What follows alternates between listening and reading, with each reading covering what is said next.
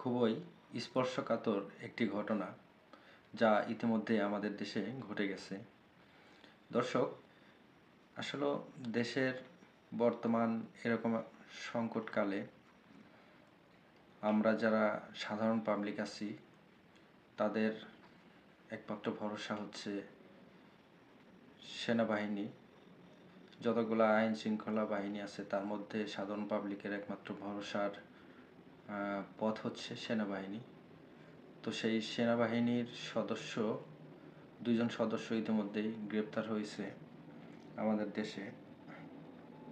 সেটি হচ্ছে এরকমই একটা খবর প্রকাশিত হয়েছে বেশ কিছু গণমাধ্যমে।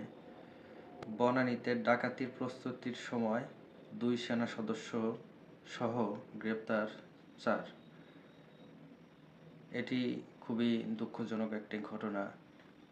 তো আসলে আমরা অল্পের জন্য বেঁচে গেছি, যে আসলে এই ঘটনাটি বড় আকার ধারণ করেনি এখন পর্যন্ত।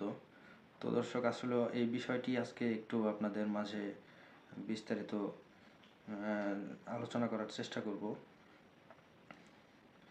রাজধানীর বনানীতে ডাকাতির প্রস্তুতি নেওয়ার সময় 2 সেনা সদস্য সহ 4 জনকে গ্রেপ্তার করা হয়েছে।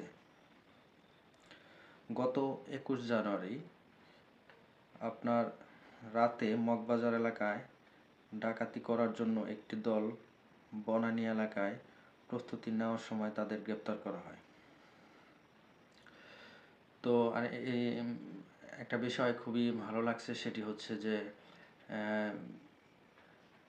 থানার যিনি ভারপ্রাপ্ত কর্মকর্তা ওসি রাসেল, তিনি আসলে এই সেনা সদস্যদের নামটি প্রকাশ করেননি। সে বিষয়ে ওসিকে অনেকটাই ধন্যবাদ দেওয়া যায় আর কি।